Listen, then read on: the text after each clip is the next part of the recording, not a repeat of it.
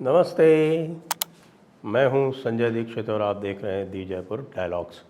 इस वीडियो को लाइक करें, शेयर करें, चैनल को सब्सक्राइब करके बेल आइकॉन दबा दें और हमें सहयोग करने के लिए कृपया पत्रम पुष्पम के साथ हमें अनुग्रहित करें। और आपको ये भी याद दिला दें कि हमारा जो मर्चेंडाइज स्टोर है आपना, वहाँ पर भी जाकर आप बहुत सारे नए नए आइटम्स देख सकते हैं। बालासोर दुर्घटना, कमिश्नर ऑफ रेलवे सेफ्टी की रिपोर्ट आ गई है। कमिश्नर ऑफ रेलवे सेफ्टी की रिपोर्ट जो है वो जोनल हेड को सबमिट क्या कर दी गई, रेलवे बोर्ड को सबमिट कर दी गई। और उसके बाद पता चला है कि जनरल मैनेजर का भी स्थानांतरण कर दिया गया।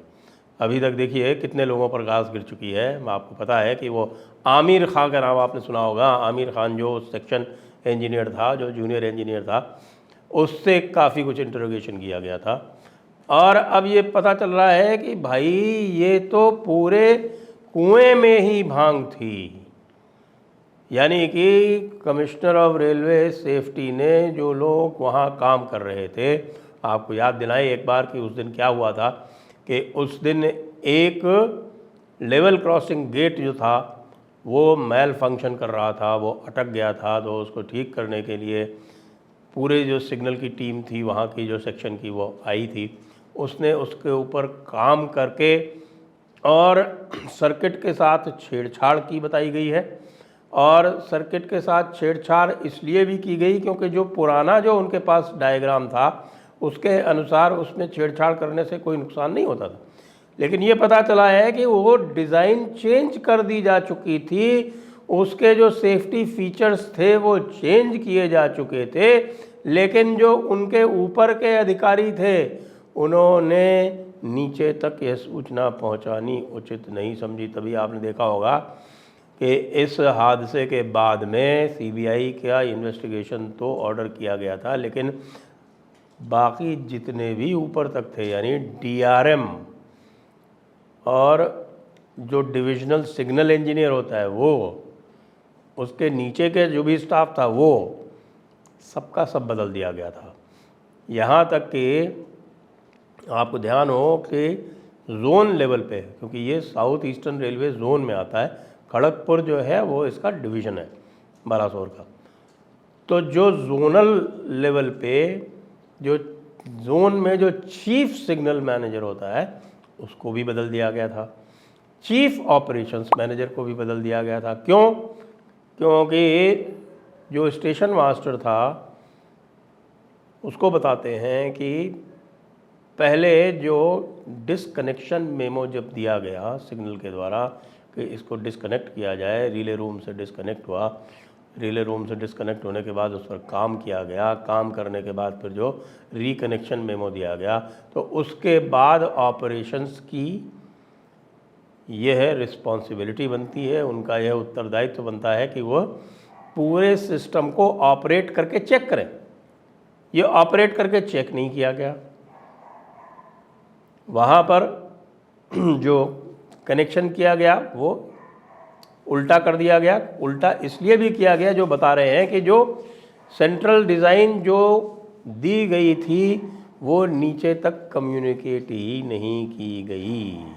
अब बताइए, इतनी बड़ी गलती, इतनी बड़ी गलती। इसीलिए आप देख रहे हैं कि जनरल मैनेजर से लेकर और सेक्शन इंजीनियर तक सबको स्थानांतरित किया गया है। लेकिन क्या स्थानांतरण ही पर्याप्त है? 288 व्यक्तियों की जान गई है, बल्कि अब तो बता रहे हैं कि और बढ़ गई, 293 हो गई है संभवतः। लगभग 300 व्यक्तियों की जान गई है केवल इसलिए क्योंकि हमारे जो रेलवे के बड़े अफसर हैं वे नीचे क्या हो रहा है उसका ध्यान भी नहीं रखते। यानी कि अगर कोई डिज़ाइन चेंज हुई है, वो नीचे तक कम्युनिकेट हुई है या नहीं हुई है, इसका भी ध्यान जो जोन पर होना चाहिए वो भी नहीं है। रेलवे की सुरक्षा संरक्षा से ये कितना बड़ा खिलवाड़ है। तो अब आपको ये बताएं कि जो षड्यंत्र वाली बात हो रही है, उस षड्यंत्र वाली बात की भी जांच सीबीआई कर रही है। सीबीआई आगे भी जांच करेगी निश्चित रूप से। ये chief commissioner of railway safety की ये जो रिपोर्ट है इसका भी वो संज्ञान लेगी, क्योंकि ये टेक्निकल रिपोर्ट है और जो टेक्निकल रिपोर्ट होती है उसको तो उनको संज्ञान में लेना ही पड़ेगा। इसको पब्लिक नहीं किया गया। क्यों पब्लिक नहीं किया गया? इसको पब्लिक इसलिए नहीं किया गया क्योंकि सीबीआई की जांच अभी भी निरंतर है और यह अब स्पष्ट रूप से आ रहा है, जैसा कि आपको जयपुर डायलॉग्स ने आरंभ में ही बताया था।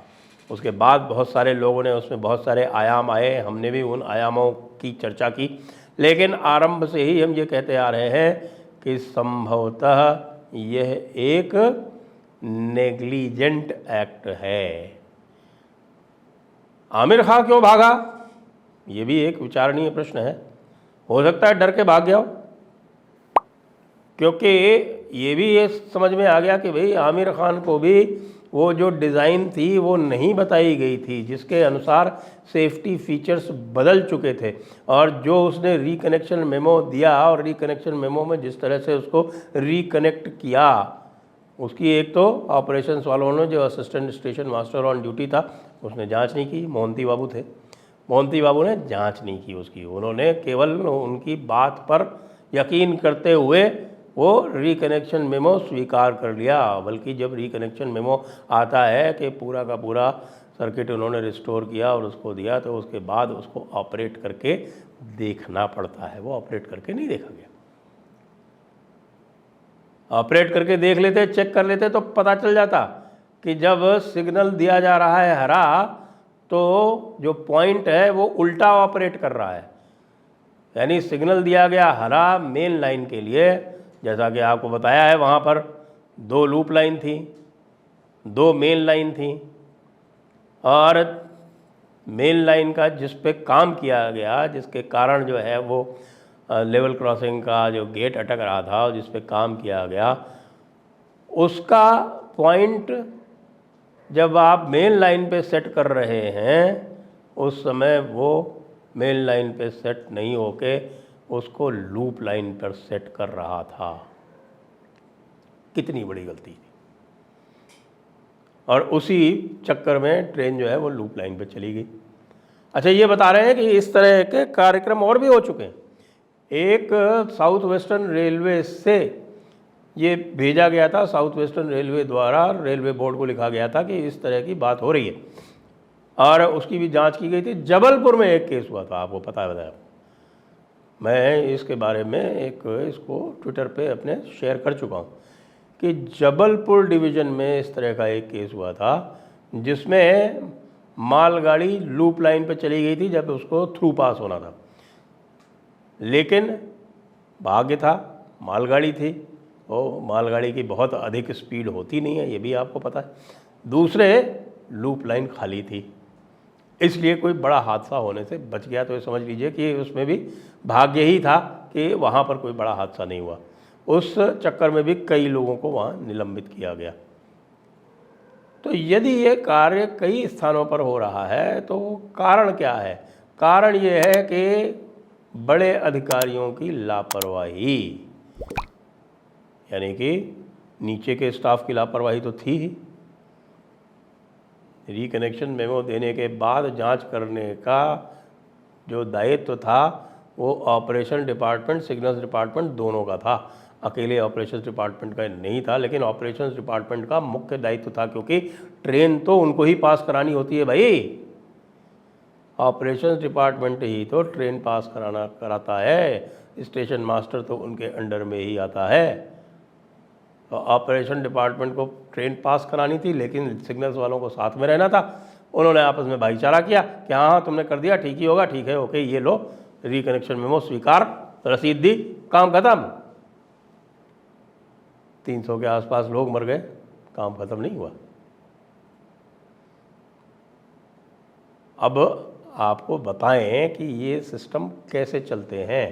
ये जो इलेक्ट्रॉनिक सिस्टम जो लेटेस्ट इंस्टॉल किए गए हैं आपके अलग अलग रेलवे स्टेशंस पर, वो पूरी तरह से सर्किट बेस्ड होते हैं, और उन सर्किट्स में कई बार बदलाव किया जाता है ये बता रहे हैं कि भाई इस सर्किट में बदलाव किया गया था, लेकिन जो डायग्राम सर्किट का जो डायग्राम जो वर्कर्स के पास था, जो उस आमिर खान के पास था, आमिर खान ने गलती तो बहुत बड़ी की है भैया, रिकनेक्शन मेमो देने के बाद भी कम से कम ऑपरेशंस वालों से ऑपरेट करवा के नहीं देखा कि हमारा काम सही हुआ है कि नहीं हुआ है। तो आमिर खान तो बच नहीं सकता, निश्चित रूप से उसकी नौकरी तो जाएगी, लेकिन जो डायग्राम उसको दिया गया था वो ही गलत था। सर्किट डायग्राम होता है, आप लोगों ने जिन्होंने भी साइंस पढ़ी होगी उन्होंने इलेक्ट्रॉनिक्स आजकल तो पढ़ाई जाती है, बल्कि कई जगह तो 10वीं से ही पढ़ाई जाने लगती है, 11वीं 12वीं में तो निश्चित रूप से इलेक्ट्रॉनिक्स पढ़ाई जाती है। उसमें यह है बिल्कुल निश्चित करने के लिए कि सब कुछ ठीक हो रहा है, वो कोई भी सर्किट आप करेंगे तो उसका सर्किट डायग्राम आपके पास होना आवश्यक है। उस सर्किट डायग्राम के अनुसार ही आप उसका उपचार करेंगे। उनको बेचारों को सर्किट डायग्राम ही गलत दिया गया था, इसलिए मुझे लगता है कि आमिर खान के ऊपर देशद्रोह का चार्ज तो अब ना लग पाएगा। बच गया आमिर खान। लेकिन जो जोनल रेलवे वाले जो बड़े अधिकारी हैं, रेलवे के जो आला अधिकारी हैं, वो कैसे बचेंगे? क्योंकि कई महीनों से ये कार्यक्रम चल रहा था और कई महीनों से ये बात हो रही थी और कई महीनों से इनके संज्ञान में नहीं आया। पूरी रेलवे की सुरक्षा ये समझिए कि ये तो भगवान भरोसे रही है। ये तो दुर्भाग्य था कि वो लूप लाइन पे ऐसे समय पे गई जब वहाँ पर एक कोई गाड़ी खड़ी हुई थी। रेलवे बोर्ड की भी इसमें गलती है। रेलवे बोर्ड की गलती ये है कि जब उनके संज्ञान में ले आया गया था, कहाँ से? जब रेलवे बोर्ड के संज्ञान में साउथ वेस्टर्न रेलवे ले आई थी कि इस प्रकार की समस्या है, ये ऐसा हुआ है, वहाँ भी इसी तरह से मालगाड़ी को थ्रू सिग्नल था और चली गई थी वो लूप लाइन में। रेलवे बोर्ड को ये बताया गया था, वहाँ जो उनके जो चीफ सिग्नल मैनेजर थे उस जोन के, उन्होंने रेलवे बोर्ड को बाकायदे इसका पत्र लिखा था। तो रेलवे बोर्ड क्या कर रहा था? रेलवे बोर्ड में भी इतने सारे लोग बैठे हुए हैं भाई, पूरा रेल भवन बना हुआ है, जाके देखिए तो आपको पता नहीं चलता कितने हजार लोग वहाँ काम कर रहे हैं। विजिलेंस शाखा है, ऑपरेशंस वाले हैं, सिग्नल्स वाले हैं, बस आपस में इलू इलू खेलते रहते हैं बस, और कुछ नहीं। इतना बड़ा ये एक वो बन गया है कि एक तो रेलवे में इंटर डिपार्टमेंटल राइवलरीज जो हैं वो इतनी अधिक हैं। मैं तो रेलवे में आरंभ में अपने सर्विस करियर में काम कर चुका हूँ। 6 महीने काम किया था, उसके बाद IAS में आ गया था, रेलवे ट्रैफिक सर्विस में। इतनी इंटर डिपार्टमेंटल राइवलरीज हैं कि एक डिपार्टमेंट वाला जो है वो दूसरे डिपार्टमेंट वाले की बात नहीं सुने। जो सिविल इंजीनियर है वो अपने आप को कहता है कि सर भैया जब तक हमारा ट्रैक हम नहीं करेंगे ठीक, तब तक तो कोई चल ही नहीं सकता, ट्रैक ही किंग है। सिग्नल वाला कहता है हमारा सिग्नल अगर नहीं चलेगा तो तुम क्या कर लोगे, कौन सी गाड़ी चला लोगे। ऑपरेशंस वाला कहता है कि भैया चलाना तो हमको पड़ता है ना सब कुछ,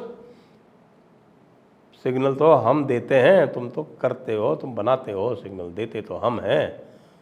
कमर्शियल वाला कहता है कि हम अगर पैसा नहीं कमाए तो तुम क्या कर लोगे। ये इस तरह से इनमें द्वंद्व चलता रहता है।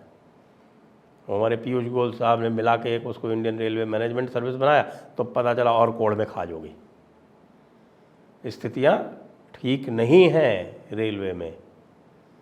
रेलवे का पूरा एक वाइट पेपर निकलना चाहिए कि किस तरह से वहाँ पर जो इंटर डिपार्टमेंटल राइवलरीज हैं उनके कारण में सत्यानाश हो रहा है। ऊपर से जो सुरक्षा और संरक्षा यानी जो सेफ्टी ऑफिसर होता है ना, अधिकतर वो ट्रैफिक सर्विस से होता है, उसको पनिशमेंट पोस्टिंग माना जाता है भाई। मैं बता रहा हूँ, मैंने काम किया है आरंभ में एज प्रोबेशनर रेलवेज में। और बेचारा जो चीफ सेफ्टी ऑफिसर होता है या कमिश्नर ऑफ रेलवे सेफ्टी होता है, उसको तो बस ठीक है, और उसके बाद वो देखता है कि भाई अच्छा मुझे कैसे इंपॉर्टेंस दिखानी है, तो वो पंगे करता रहता है।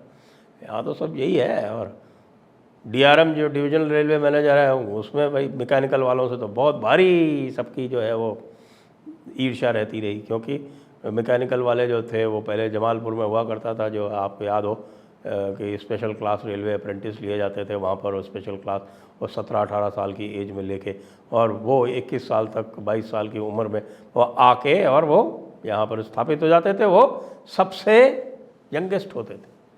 अब उसको समाप्त किया गया।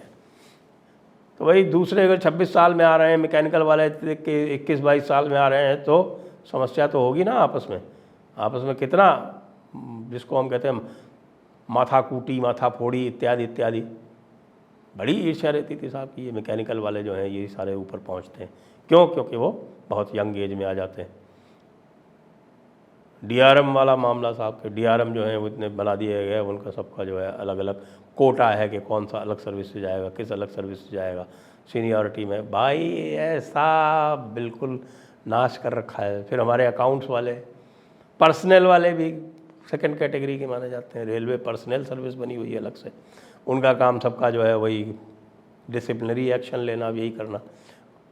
वो डिसिप्लिनरी एक्शन लेने वाले जो अलग विंग बना हुआ है, उनके जो और बहुत सारे जो पर्सनल इश्यूज़ होते हैं उनके साथ में मीटिंग्स करना, उनके इश्यूज़ रिजॉल्व करना, यूनियंस को हैंडल करना, वो पर्सनल वाले करते हैं। और रेलवे अकाउंट सर्विस है, वो तो भैया सबकी बात। जैसे फाइनेंस डिपार्टमेंट जो है वो किसी प्रदेश में या केंद्र में और किसी को हिलने नहीं देता, लेकिन वहाँ थोड़ी स्थिति इसलिए ठीक हो जाती है कि वो सारे के सारे एक ही सर्विस के होते हैं। जैसे कि स्टेट में भी यदि कोई फाइनेंस सेक्रेटरी, तो वो भी आईएएस का होगा, चीफ सेक्रेटरी भी आईएएस का होगा, बाकी जो है वो इम्पॉर्टेंट जो सारे के सारे डिपार्टमेंट्स हैं, वर्क्स डिपार्टमेंट है, उसके जो प्रिंसिपल सेक्रेटरीज इत्यादि वो भी आईएएस के होंगे। केंद्र में भी यही स्थिति है। लेकिन रेलवे बोर्ड में तो भैया अलग अलग बैठे हैं सारे के सारे, कैसे काम चलेगा? क्यों नहीं अलग से कोई एक रेलवे यूनिवर्सिटी बना दो, कह दो कि इसमें से एक ही व्यक्ति जो है वो सारे गुरु सीख कर आएगा, एंट्री ही उसको लो, खाली साइंस वालों को, इंजीनियरिंग वालों को लो, और उसके बाद उनको सब सिखा के वो एक अकेला काडर बना दो, एक सिंगल काडर, तब तो ये काम चलेगा। वरना तो रेलवे तो भाई इस तरह से तो बड़ा मुश्किल काम है। अश्विनी वैष्णव जी, आप तो स्वयं इंजीनियर हैं, आप आईएएस भी रहे हैं, और इस समय आपको कैबिनेट मिनिस्टर का बहुत अहम ओहदा भी दिया है। जब दुर्घटना हुई थी तब आपने वहाँ पर बड़ा अच्छा उदाहरण भी प्रस्तुत किया है कर्मठता का। लेकिन ये जो इश्यूज़ हैं, जो बेसिक इश्यूज़ हैं, इनका कुछ तो निदान करना पड़ेगा। ये बात सही है कि रेलवे में इतना बड़ा एक्सीडेंट जो है वो बहुत दिनों बाद हुआ, लेकिन जो भी कमिश्नर रेलवे सेफ्टी की जो रिपोर्ट आई है उसको देखते ही होते यही लग रहा है कि भाई यदि लोग थोड़ा सा भी अपना कार्य दृढ़ निष्ठा से कर रहे होते, सत्य निष्ठा से कर रहे होते, तो ये नहीं आता, ये समस्या नहीं आती। किस प्रकार के लोगों का रिक्रूटमेंट हो रहा है वो भी देखना पड़ेगा, क्योंकि एक समस्या तो है ही कि हमारे यहाँ जो ये देखा जाता है कि भाई ये जो लोगों को अपॉइंटमेंट दिया जा रहा है, वो अपॉइंटमेंट दिया जा रहा है इसलिए नहीं कि उनको कार्य करना है, अपॉइंटमेंट इसलिए दिया जा रहा है कि भाई जो है वो सरकार को जॉब्स प्रोवाइड करने। इस फंडामेंटल इश्यू को तो रिजॉल्व करना ही पड़ेगा। ये जो कुछ सेवाएं हैं, आपको ध्यान हो अंग्रेज़ों के समय में आर्मी के बराबर रेलवे को माना जाता था डिसिप्लिन की दृष्टि से, और उसी लिए रेलवे में भी उसी प्रकार की यूनिफॉर्म, उसी लेवल का डिसिप्लिन प्रिस्क्राइब किया जाता था। और कोई ट्रेन यदि 2-4 मिनट भी लेट हो जाती थी अंग्रेज़ों के ज़माने में, वो तो सारी प्राइवेट कंपनीज थी उनकी, तो एक वो बड़ी घटना हो जाती थी। लेकिन आजकल तो परवाह ही नहीं करते हैं, किसी भी ट्रेन को जो है वो कभी भी कैंसिल कर देंगे, कभी भी मेंटेनेंस के नाम पे, नॉन इंटरलॉकिंग के नाम पे, और किसी भी आपके